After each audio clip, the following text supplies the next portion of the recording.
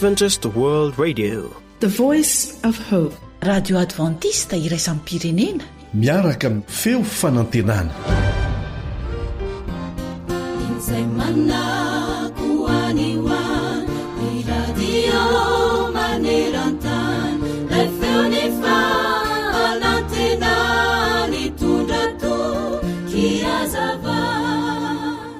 Matetika sika dia mangataka zavatra amin'Andriamanitra, nefa be ireo milaza fa tsy mba mamaly vavaka ara-potoan'Andriamanitra. Ohatra hoe misy olona marary mafy, ny vavaka ianao mba ho sitrana izy, nefa indrisy fa maty ilay olona. Dia hoy ianao hoe tsy namaly vavaka tokoa ve Andriamanitra? Tena mamaly vavaka tokoa izy. Ary tsy voatery ho araka ny sitraponao ny valim-bavaka, fa arak'izay mahasoa anao sy mahasoa ilay olona entina am-bavaka. Ny ankoatran'ny amin'izao olo izao mantsy dia tsy fantatsika, satria ny zavatra rehetra mitranga eo amin'ny fiainana dia ho fampianarana antsika zanany avokoa, ary amin'ny fotoanany avokoa. Ny angatahany amintsika dia ny hitokisantsika ny fitondrany. Angatao ny fanahy masina hitarika antsika isan'andro mba ampaherentsika amin'ny toe-javatra rehetra mitranga eo amin'ny fiainantsika, ampitombo ny finoantsika, ary indrindra anekentsika ampitoniana sy ampaharetana ny valim-bavaka izay angatahantsika. Tsaronao ary fantatrao ve ny tantaram-piainan'i Joba izay voalaza ao amin'ny Baiboly? Tsaronao ve ny teniny lazainy rehefa ripaka avokoa ny fananany rehetra ary maty avokoa ny zanany rehetra? Izao ny lazainy ao amin'ny Joba 1:1-20 manao hoe: nitanjaka ny voahako tany an-kibon'ny neny, ary mitanjaka koa no iverenako any. Jehovah no nanome, ary Jehovah no nanaisotra. Isaorana anie ny anaran'i Jehovah. Kanefa nanahoana moa ny hafaran'ny fiainan'i Joba arak'izay voalaza amin'ny Joba 2:12-13 Ary Jehovah nita ny hafaran'i Joba mihoatra noho ny voalohany, ka nanana ondry amanosy 4,000 amby 1 alina sy rameva 9,000 sy omby 2,000 ary biriky vavy 1,000 izy, ary nananjanaka 7 lahy sy vavy 3 koa izy. Dia raha mbola toizantsika ny 15 dia hoe, ary tsy nisy vehivavy tsara tarehy tahaka ny zanaka vavin'i Joba hita tany amin'ny tany rehetra, ary niara-nomendray ny lova tamin'ny anadany izy. Endry mpiaino namako, tsarovy ary manomboka androany, fa ny zavatra rehetra samy manana ny fotoany avy, ary samy manana ny androny avy ny raharaha rehetra aty ambany lanitra. Hoy ny voalaza amin'ny mpitoriteny 7:1. Amen.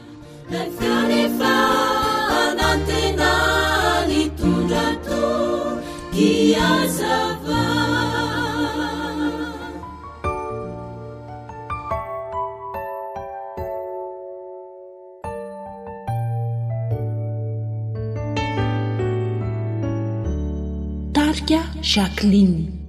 Zava miafina riraikyo rany fitantananao, satria ireo zavatsarotra mandreraka ny saikyo de avelanao iseo faovanao refavye. Zava miafina riraikyo rany fitantananao, satria ireo zavatsarotra mandreraka ny saikyo de avelanao iseo faovanao refavye.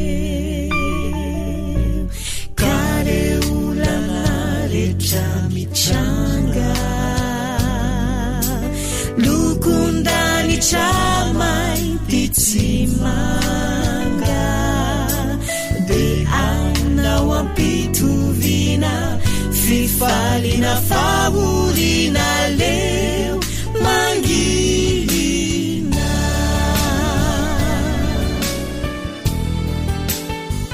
Ankoatra ny fiainoana amin'ny alalan'ny podcast dia azonao atao ny miaino ny fandaharany radio AWR sampana teny malagasy amin'ny alalan'ny Facebook isanandro amin'ny ity pejy ity feo fanantenana.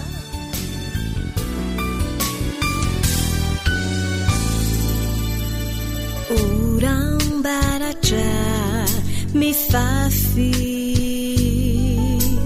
tafiotra sy tselatra dambura tiako reny manambara ary manamafy tseso noaro sielatra toky mivelatra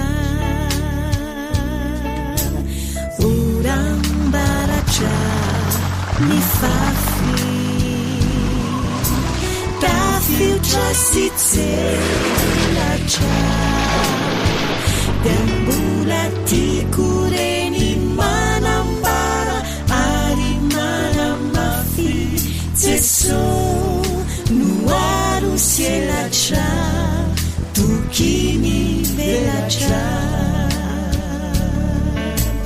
kareolana rehetra mitranga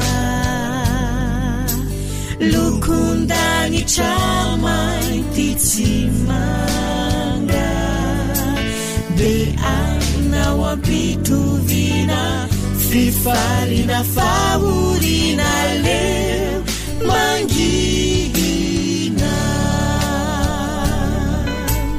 kareolana rehetra mitranga lokondanitra mainty tsy manga de anao ampitovina fifalina favorina leo mangina aleo mangina.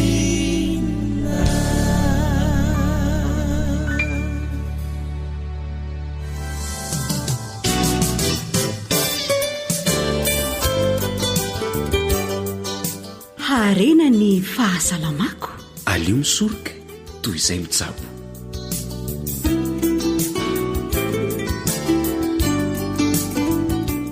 miarabanao tafaraka ato amin'ny fandaharana ra-pahasalamana irariana indrindra mba hitondra soan'ny tsirairay ny fanarahana ny fandaharan'ny feo fanantenana.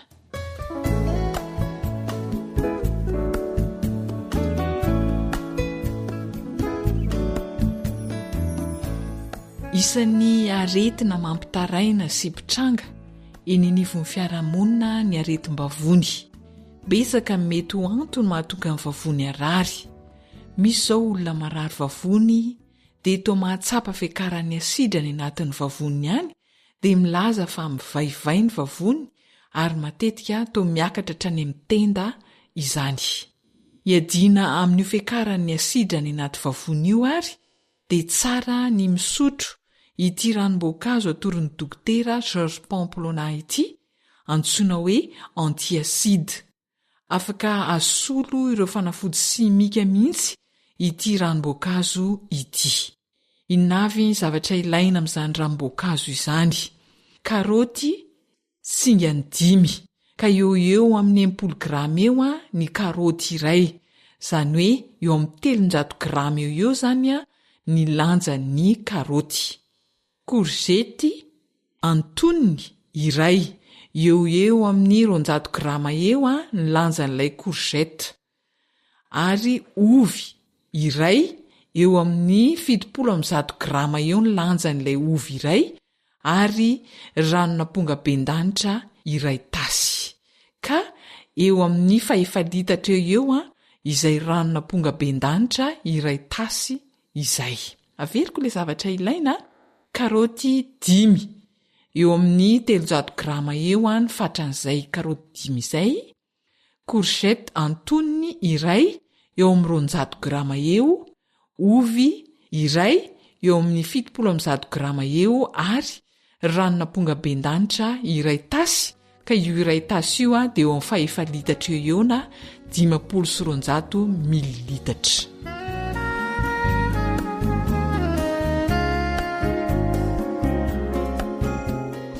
Ahoana no fomba fikarakarana ity ranom-boankazo izay miady amin'ny fiakarany asidrany anaty vavony ity? Potehana amin'ny mixeur ny karaoty, ny courgette ary ny ovy. Efa sasana madio tsara zany arotsaka amin'izay ranony azo eo ilay ranona ampongabendanitra dia afangaro tsara. Izy ity dia azo tehirizina anaty vata fampangatsiahana, azo sotroina intelo ka hatramin'ny 9 mandritry ny tontolo andro.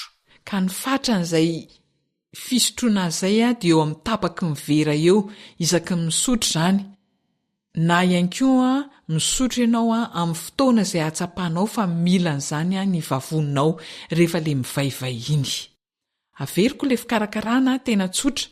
Potehana anaty mixeur ny karaoty, ny courgette ary ny ovy, dia rehefa aveo arotsaka amin'izay ranony azo eo nylay ranona ampongabendanitra dia afangaro tsara. Tatavanina zany dia izay rano azo eo no afangaro amin'ilay ranona ampongabendanitra.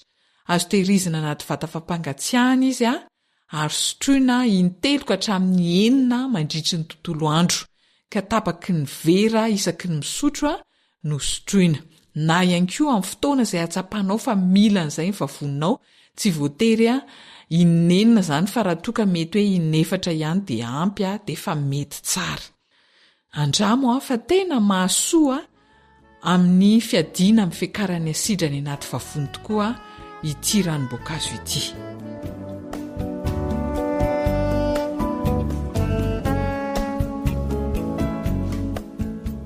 Ankoatran'izay ihany koa raha toa ka olona mora tsy mahalevokanina indray ianao, dia manana torohevitra ihany koa Dr Pamplona anampy ny vavoninao amin'ny fandevonan-kanina ary anamora izany fandevonan-kanina izany. Ranom-boankazo ihany koa no atoriny. Tahaka izao indray ny zavatra ilaina amin'ity ranom-boankazo manampy amin'ny fandevonan-kanina ity. Vodina fenouil atsasany, ka izay atsasany izay dia eo amin'ny 20 grama eo. Dia ravina laisoa singandroa, ka eo amin'ny 15 grama eo ny raviny iray. Papay kely iray eo amin'ny 10 grama eo. Esorina ny hodiny papay sy ny voaniny dia ranona mananasy iray vera, ka 5 litatra eo izay ranona mananasy iray vera ilaina izay. Tsy hamamina ilay ranona mananasy fa izay efa hamamin'ilay mananasy zany dia izay. Averiko ilay zavatra ilaina: vodina fenouil na karaoty manitra atsasany eo amin'ny 20 grama eo izay. Ravina laisoa 2 ka 15 grama ny raviny iray. Papay kely iray eo amin'ny 10 grama eo ary ranona mananasy iray vera, 5 litatra izay ranona mananasy izay. Marihana fa tsy hamamina ilay ranona mananasy fa izay hamamin'ilay mananasy dia izay no ilaina.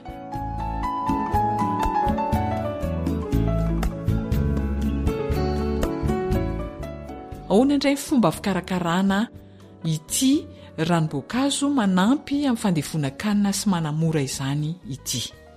Potehana anaty mixeur ihany koa ny vodina fenouil sy ny ravina laisoa.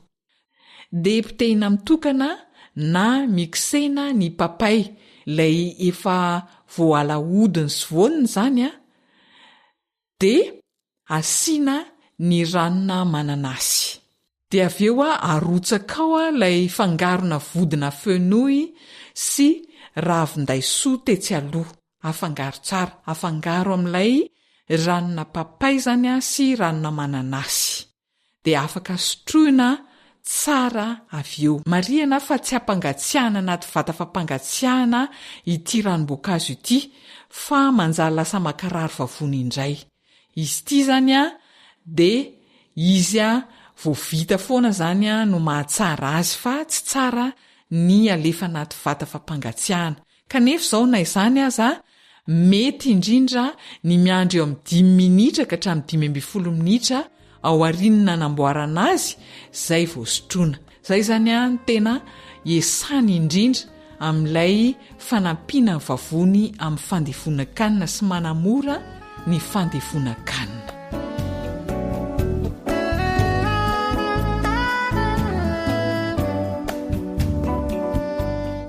Dia mirary ianao ho salama mandrakariva. Raha toa nefa ka misy ny tsy fahasalaman'ny vavony dia mampirisika anao hapiatra ireo ranom-boankazo mahasoa ireo. Dia hatreo koa aloha ferahana tato anatin'ny fandaharana ara-pahasalamana. Jedidia sy zoanitra no ny farimbona nahatotosa izany, samy makosa ny teo plafin'ny teknika dia mametraka mandrapitafa samy ho tahian'Andriamanitra tompoko.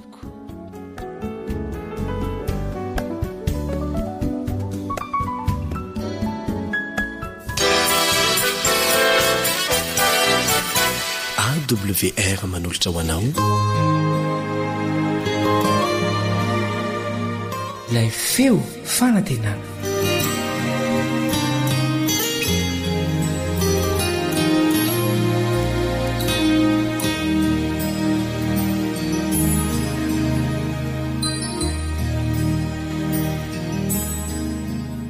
Ry mpiano malala ampifaliana nefa ampanetretena lalina kanefa koa tena ampitiavana kristianina, ampitiavana marina.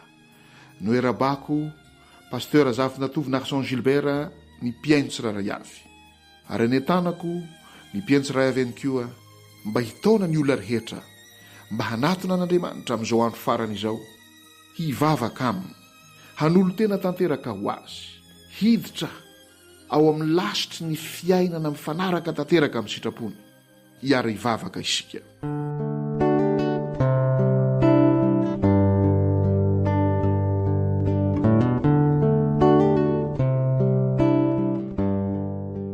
Tompon'Andriamanitra io misaotra anao zahay amin'izao tombontsoa lehibe izao, izay omenao anay ahafahanay mifampitaona mifampirisika mba hanolo tena tanteraka ho anao amin'izao andro farany izao.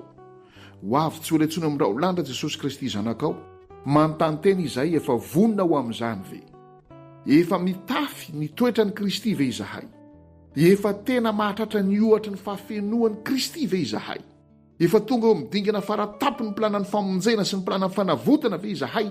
Dia ny famerenana ny endrika eo aminay tsiraray avy. Mba efa tena feno fanetretena ve izahay? Efa tena malemy fanasatsy miavina-po ve izahay? Efa tena feno fitiavana ve izahay?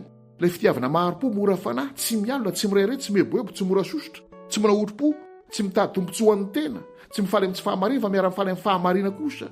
Ilay fitiavana mino ny zavatra rehetra, manatena ny zavatra rehetra, mahatra ny zavatra rehetra, ary mandefitra ny zavatra rehetra.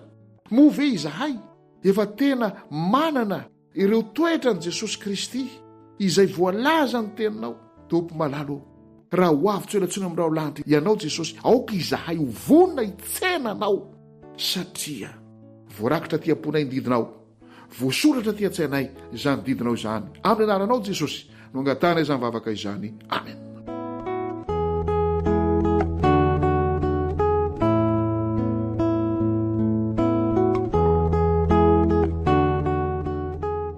Ry mpiano malala, voasoratra ao am-ponao ve ny didin'Andriamanitra? Voasoratra ao an-tsainao ve ny didin'Andriamanitra? Voarakitra ao am-ponao ve ny didin'Andriamanitra? Voarakitra ao an-tsainao ve izany didin'Andriamanitra izany? Ny olona tena tian'Andriamanitra dia tsy manan'Andriamanitra hafa, tsy manao sarin-javatra voasikotra ka mikoko anatreny ary manompo azy.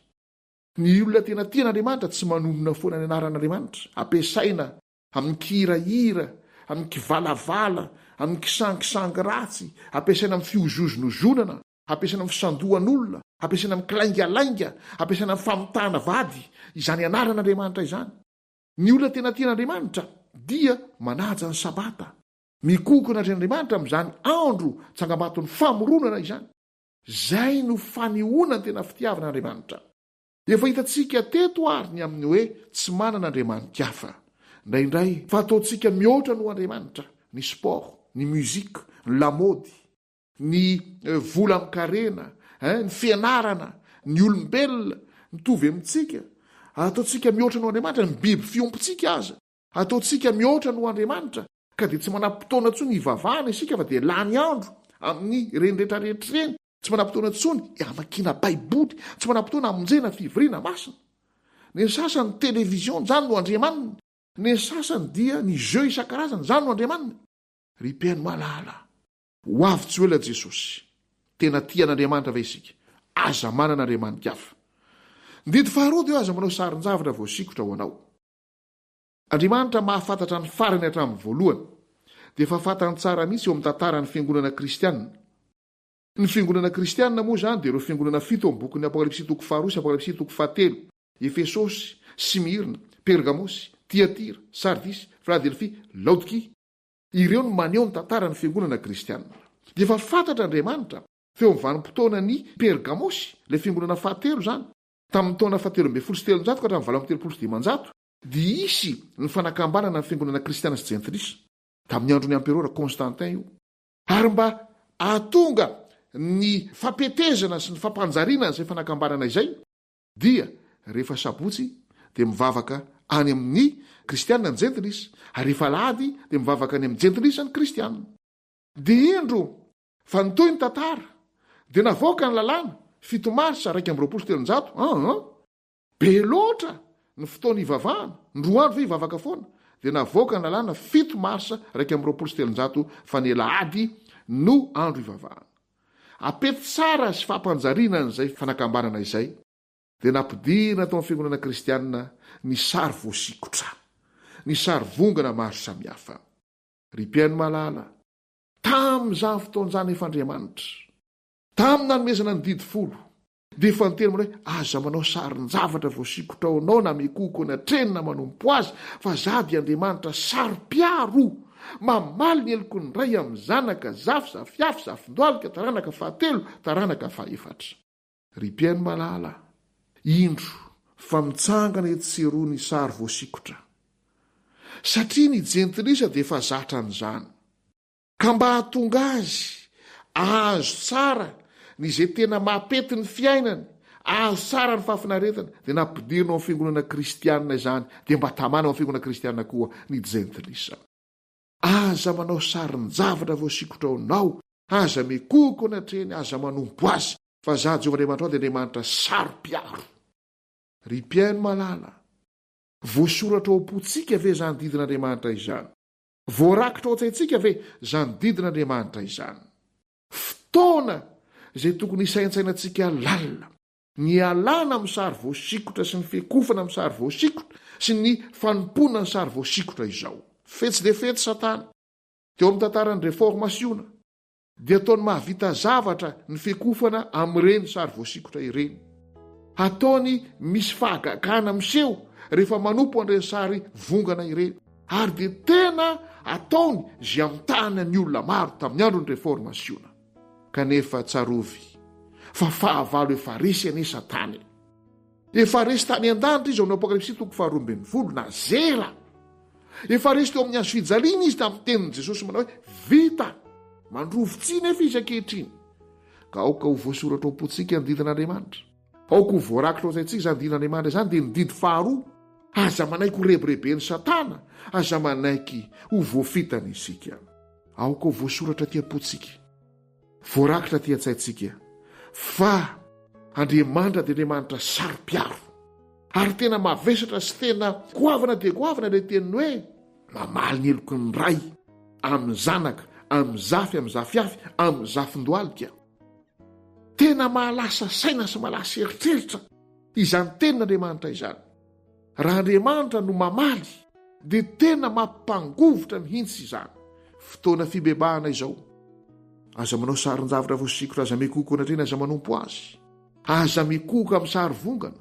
Fotoana fiverana tanteraka amin'ny fahamarinana izao, fotoana izay tokony hitiavana an'Andriamanitra amin'ilay fitiavana mampangiritsina, amin'ilay fitiavana lalina amin'izao vanim-potoana izao izay mahatombotra ny fiverenan'i Kristy eo amin'irao lanitra, mahatombotra ny fahatapenan'izao tontolo izao. Iary hivavaka isika.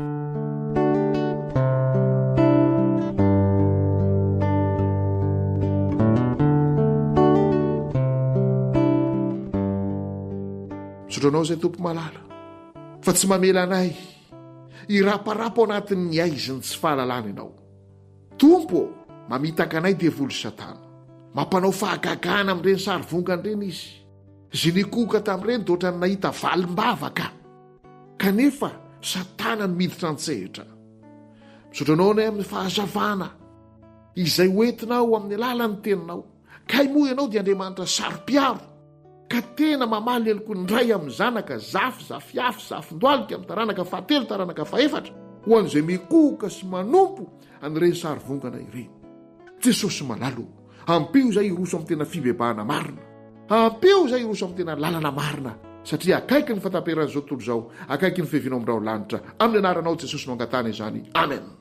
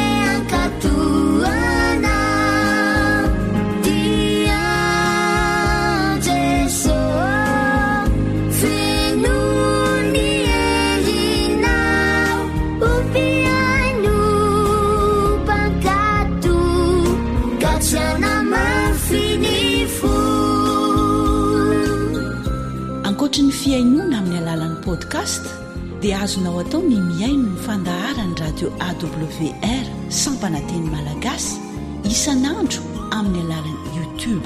Feo fanantenana. Tiadalana ritialan fitandremana ny lalan ny marina tsy azo lavina fa manome fafana o marikilay fity nasehonao teo kalvari lay didimpitiavana mitaiza mamini marina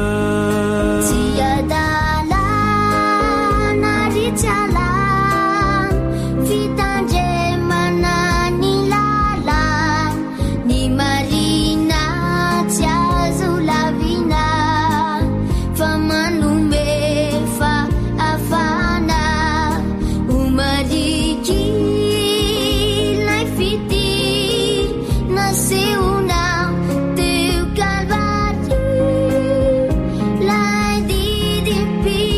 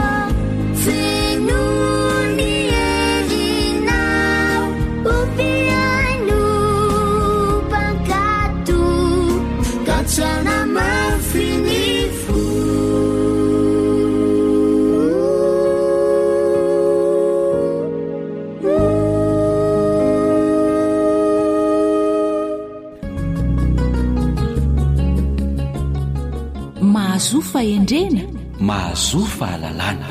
fianarana sy fanabazana anrotany ty tanorazana fahaizana sy fahendrena olovany ty firenena arena zaro tsy maharitra fa tsara manajery lavitra ny fianarana re azatsanina fa manomanana olombanina.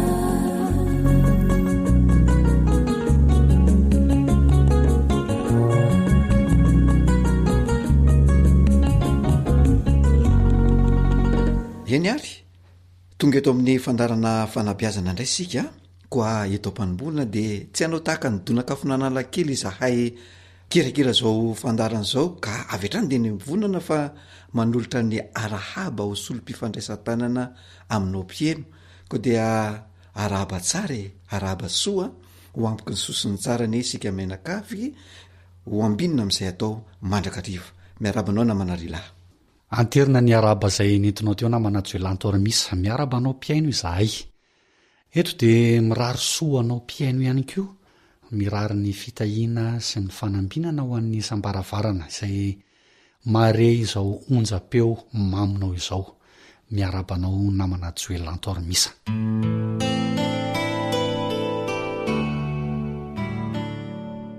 isika eto amin'ny fandaharana namana joelantormisa dia tsy mba manana vola mankarena atolotra mpiaino fa raha rena mantsy no atolotra dia mety ho lany izany fa ny azontsika atolotra dia ny fitondrana am-bavaka sy ny torohevitra dia andeha anatanteraka vavaka ho an'ireo mpiaino isika aloha.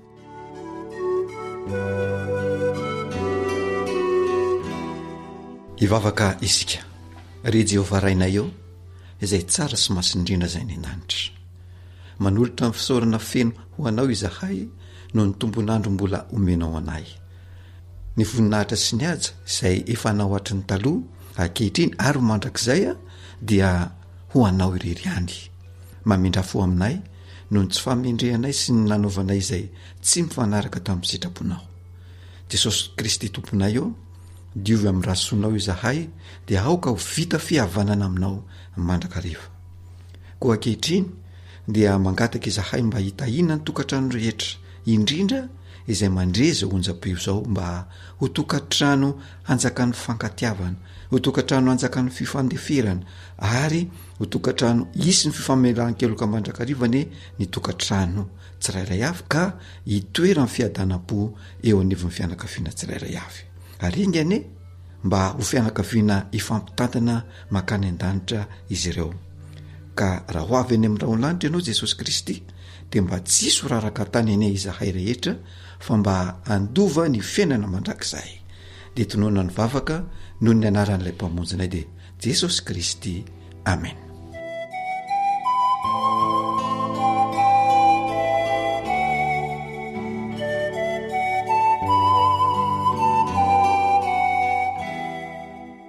ia zava-dehibe tokoa ny vavaka namana joelantormisa ka dia mankasitraka anao nanatanteraka izay vavaka izay fa inona indray ary no azontsika atolotra ny mpiaino anio aniosika namana lehilahy dia mbola iresaka ny manodidina ny tokantrano sy ny fianakaviana ihany saingy sy ho hafa na fijery hafa indray izay mety mahatsara sy ny antony mahasarotiny reny mpianakaviana amin'ny tokantranonjanany arak'izany dia valin'ilay fanontaniana manao hoe dia raha tsy mandrakariva ve ny fidiran'ny reniny zatovolahy na ny reniny zatovovavy amin'ny tokantranonjanany io zany ny fanontaniana izay hovaliana anio sy ilay fanontaniana manao hoe fa inona marina no tena antony mahatonga ny reny hiditra amin'ny tokantranonjanany.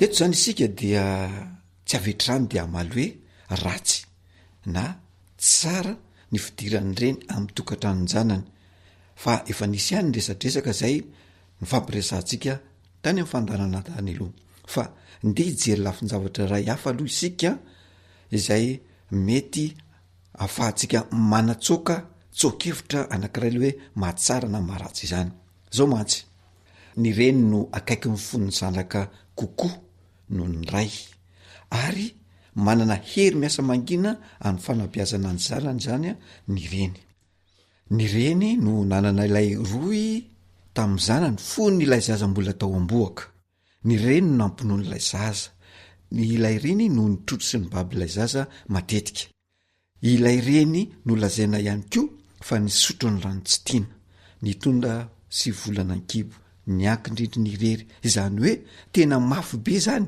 ilay roy na ilay fatorana na matotra ny reny sy ny zanany ary ilay hery miasa mangina zay mivoaka avy amin'ny reny a dia misy ako ny goavana eo amin'ny fanabeazana ilay zanany ary raha atao hoe samy nanabe aza nanabe ny zanany zany ny ray sy ny reny dia misy ilay fitenenana hoe hafa ihany ny fondreny zany hoe ilay fihetse-po amin'ny mareny a dia mipetraka foana ary na samy miasa saina amin'ny zanany aza ny ray sy ny reny eo amin'ny fanabeazana sy ny fitazanany zanany dia ny fiasan'ny sain'ilay reny tena hafa mihitsy zany hoe miasa saina manokana mihitsy ny reny zany manoloana ny zanany satria somary miaro fitaitainan'izay le fiasan'ny sain'ny reny zany a manoloana ny zanany raha oharina amin'ny fiasan'ny sain'ilay ray a manoloana an'io zanany io satria izay lay mareny ny reny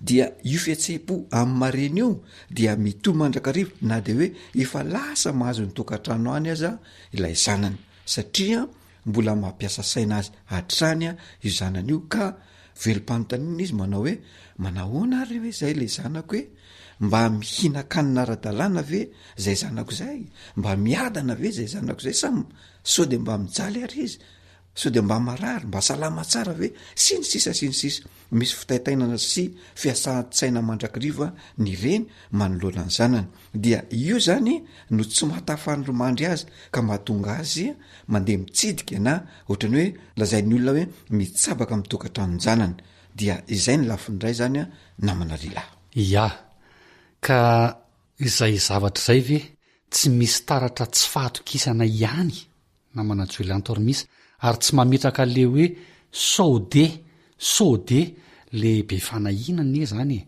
na lay fanahina be zany ny fihetsikailay reny amin'izay fotoan'izay namana joelantormisa ya ranomarina namana rila de ohatrany hoe zany mihitsy raha mifijery azy zany somary be fanahina kokoa matsy ny vehivavy raha oharina amin'ny lehilahy ny antony a dia ny vehivavy somary miasa na miaina amin'ny fihetse-po zay eo amin'ny fiainana zany raha somary mampiasa saina kokoa na mandiny zavatra kokoa ny lehilahy zany a eo amin'ny fiainana ary ny vehivavy ny tena tsy mahazaka zay zavatra mitranga na fahavazana manjoanjanany raha mihoatra amin'ny lehilahy dia zay le lazena hoe ohatrany manana tsy fahatokizan'izay fa le fondreny mihitsy no mahatonga an'izay namana lehilahy ka tsy tokony omena tsina nge zany ny vehivavy raha atao hoe mitsabaka ny tokantranonjanany namana joelantormisy eny azo lazaina hoe tsy tokony mihitsiny zany izy satria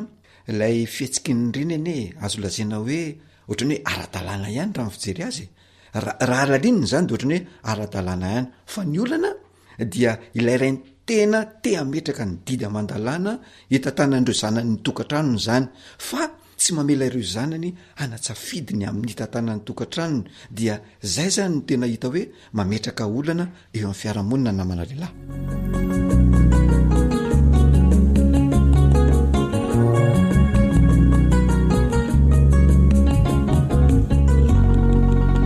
fa ankoatran'izay voalazanao teo zay namana joelantormisa le hoe fihetse-po vokatry ny fiasana saina eo amin'ilay reny zany de inona koa no mety hoe mahatonga ny reny sasany a hitsidika sy hiasa saina amin'ny tokantranony zanany ya ny mety ho antony zany namana lehilahy antony faharoa mety mahatonga ny reny hiasa saina amin'izay de ny fahitan'ilay hovadiny zanany mandritra ilay fotoana fizahan-toetra ilay fizahan-toetra mantsy eo amin'ny tanora efa nylazaintsika tamin'ny fandarana taloha de hoe eo amin'ny ray roa taona eo zany le fizahan-toetra de ao anatin'ny fizahan-toetra io a de mifankahita matetika zany a ilay reny sy ilay hovinatony ka raha hitan'ilay reny fa mbola zatovy na tanora fanahy loatra ilay vonatony dia teraka eo koa ilay fiasana saina ka mahatonga azy hitsidika matetika ny tokantranon'izy roa kely a mandra-pahitany hoe efa matotra tsara ilay vonatony. Ny fitsidiana izay ataon'ilay reny na iray aman-dreny arak'izany dia tsy hoe fitsabahana fa mameno izay tsy feno a araka ny fahitany azy, zany hoe manampy ny afatrafatra sy ny resadresaka izay tsy vita tamin'ireo mpivady kely ireo a fony izy teo ambany saokany ray aman-dreniny.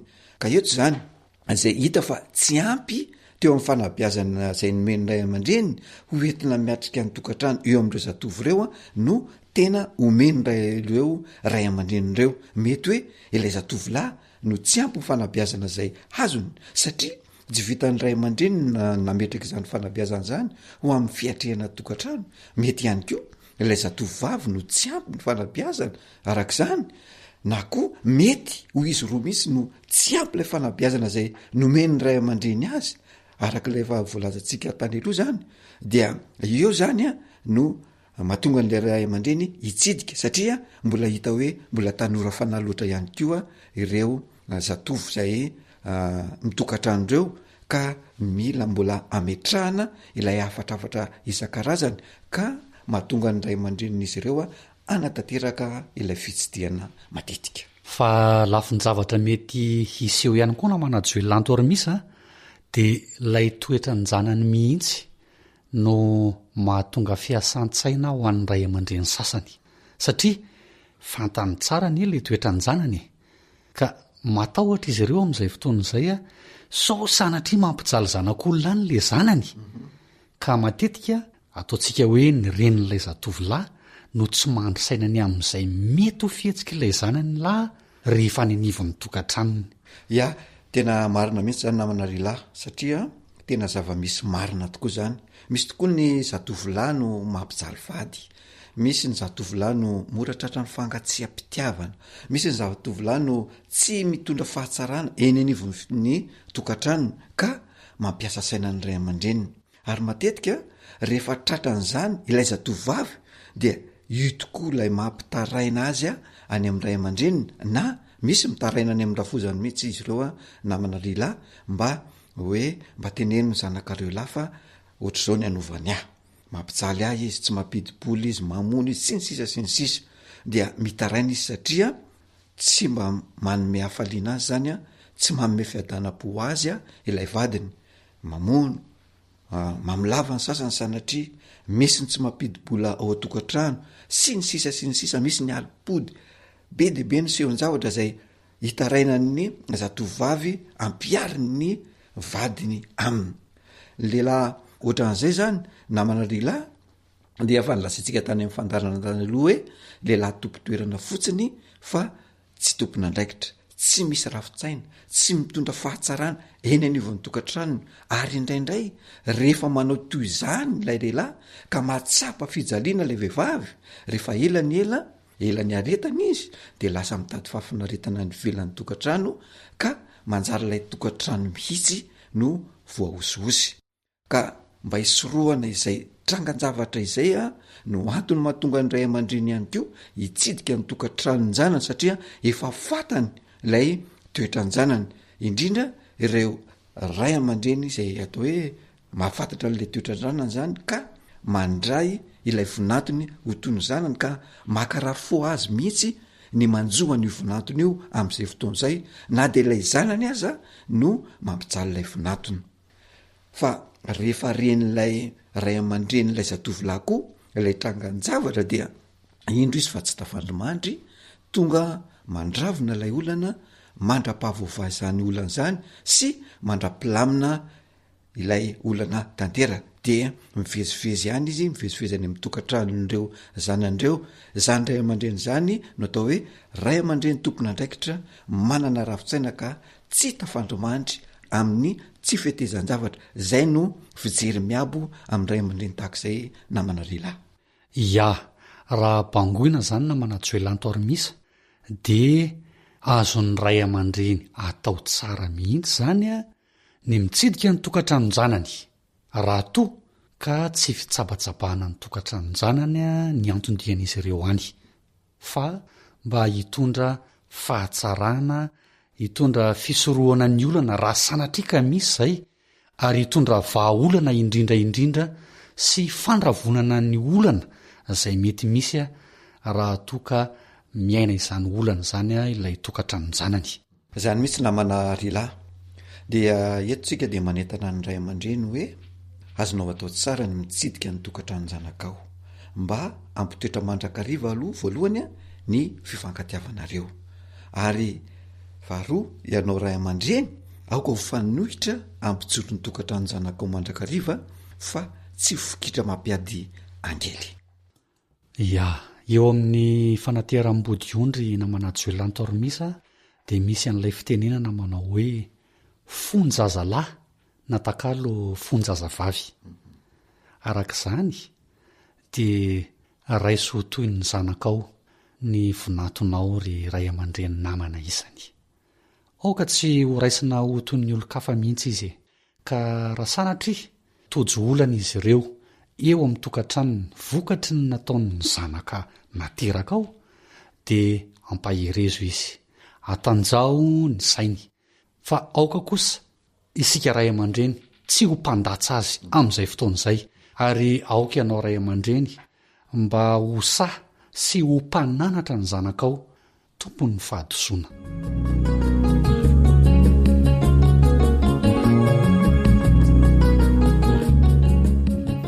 Dia izay indray no masaka azona tolotra anao androany, ka raha sitrapon'Andriamanitra dia mioneto indray isika amin'ny manaraka mametraka ny mandra-pitafa ny namanao Joelantormisa sy Rila.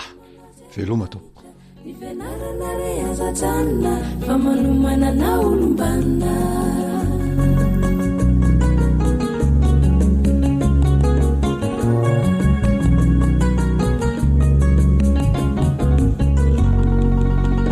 AWR téléphone 034 06 797 62 033 84 313 37 032 75 379 74. Sambatany olony izay mitoetra eo anilanao Andriamanitro, feno famindrampo fiadanana fifaliana. Sambatisika satria ilay tsito no manome hasambarana, fahasoavana sy famarinana zay ilay fitiavana. Sambatrany olony izay mitoetra eo anilanao Andriamanitro, feno famindrampo fiadanana fifaliana. Sambatisika satria ilay tsito no manome hasambarana, fahasoavana sy famarinana zay ilay fitiavana. Antokopira ambodina lakalotra naoarisika mba hiarady, mba hitoetra mitompodory, fa Andriamanitra tsy mba mandafy zay ilay fitiavana. Naoarisika mba hiarady, mba hitoetra mitompodory, fa Andriamanitra tsy mba mandafy zay ilay fitiavana.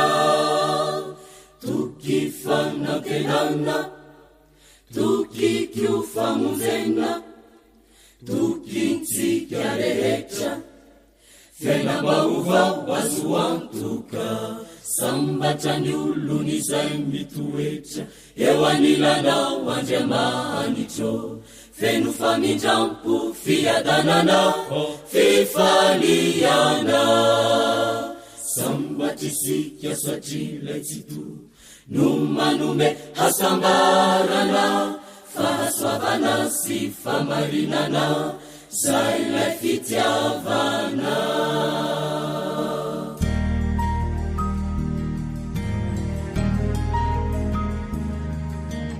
Faniteninao no fahamarinana.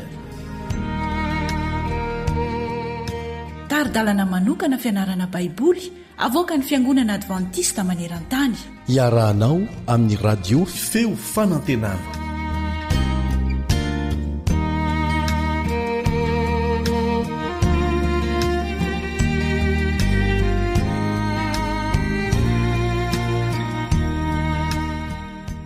miarabanao tompo misaotra anao manaraka izao fandarana izao ahitany Jehovah tokoa anie ianao raha amaky ny teniny isika. Ilay vehivavy janga vadiny Hosea. Ilay vehivavy janga vadiny Hosea. Inona indray no lesona ara-paminaniana fonosiny io tantara io. Manasanao andeha hivavaka isika. Rainay izahay ny an-danitro misaotra anao izahay no izao fotoana mamy ahafahanay mandreanao izao. Mamelainao ny elokay sy ny fahadisoanay teo anatrehanao ary diovy ny fonay mba ho tany tsara mahay mandray ny teninao ka hiteraka fanapa-kevitra tsara ho anay anie izao fiarahana eto izao amin'ny anaran'i Jesosy Kristy. Amen.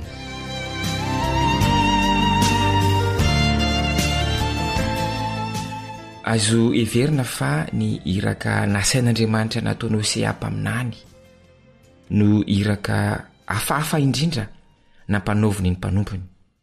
Ino io iraka io? Ny hampakatra vehivavy janga ho vady. Hafahafa izany a. Nampiasa ny Hosea nefa izy mba hanampy antsika hatakatra araka ny fomba fijeriny ny alahelo vokatry ny fahotana sy ny fikomin'ny olombelona. Tampitiavana no ny fitendan'Andriamanitra vady dia ny zanak'Israely izany. Ny zanak'Israely nefa dia nijangajanga taminy. Nahagaga nefa fa nampody azy Andriamanitra ary nanarina azy indray.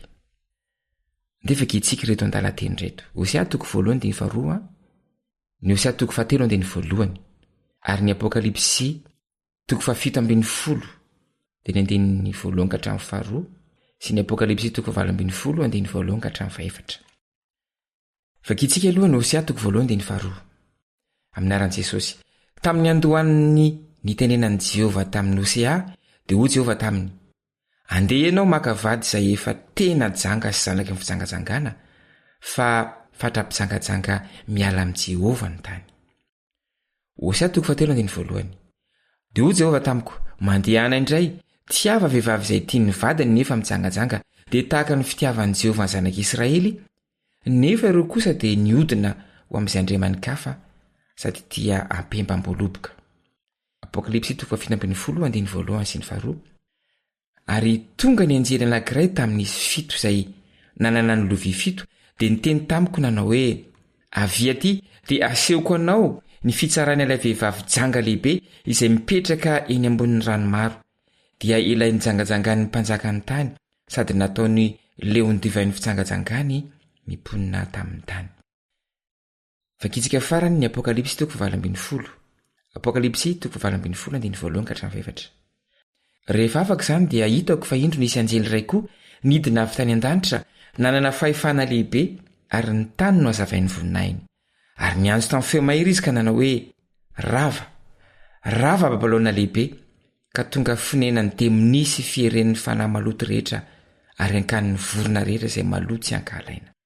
Fa tamin'ny divain'ny fahatezerana noho ny fijangajangany no nahalavon'ny firenena rehetra, ary ny mpanjaka ny tany nijangajanga taminy, ary ny mpandranto tamin'ny tany tonga mpanankarena noho ny afatratry ny tiavan'io ny zava-mahafinaritra ny tena.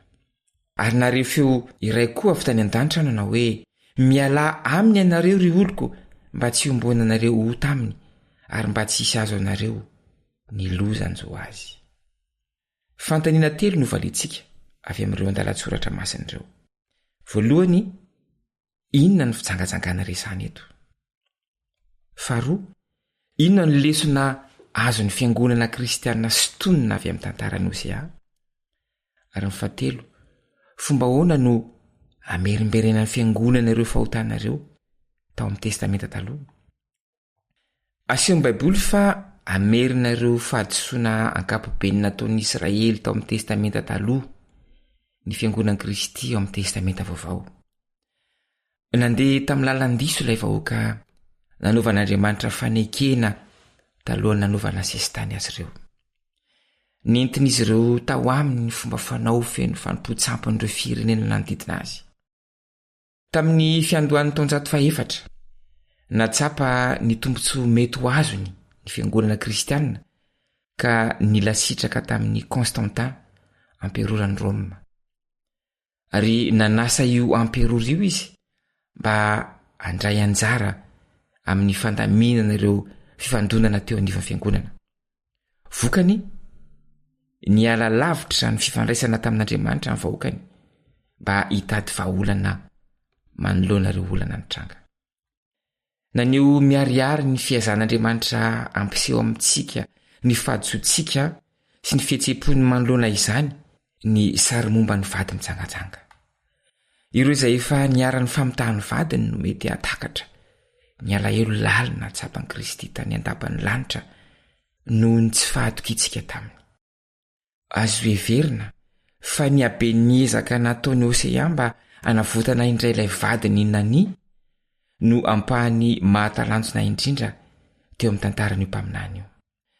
Ary rehefa mijery ny antso farany atao amin'ny taranak'olombelona isika ao amin'ny Apokalipsy 20, ny antso atao amin'ny vahoakan'Andriamanitra mba hialo a Babilôna dia tsara ny manamarika fa ny olony no antsoiny fa tsy vahoaka hafa akory. Fantany tsara ny vahoakany ary mahalala azy, efa nandray fitahiana be avy taminy. Mandroso mankany amin'ny fotoana ratsy indrindra zao tontolo zao, fa ny raintsika kosa mbola manolotra indray ny fanavotana izay nalohany mba hifidianana antsika tamin'ny rany Kristy. Ny azo fijalian'i Kristy no tokony aneo amintsika mihoatra noho ny zavatra hafa rehetra ny faniriana lalina ao anatin'ny fon'Andriamanitra hamonjy ny vahoakany izay mania. Mety ho tratra ny fijangazangana ara-panahy ihany koa ny fiangonantsika.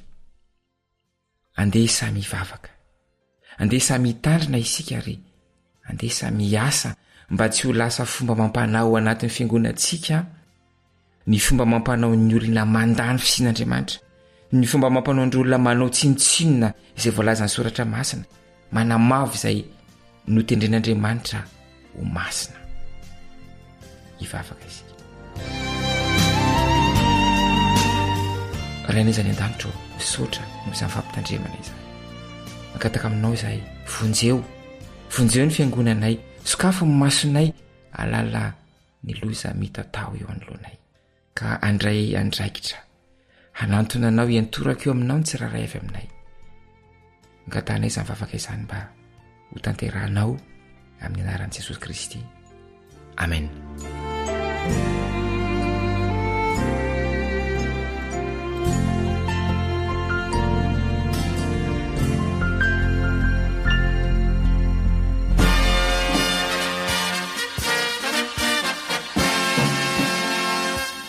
Adventist World Radio, the voice of hope. Radio feo fanantenana. Narahanao teo ny fandaharana no vokariny ny feo fanantenana amin'ny teny malagasy izay azonao averina sy alaina maimaimpoana amin'ny alalan'ny YouTube, Facebook, feo fanantenana. Mirary 420 ora finaritra ho anao ny AWR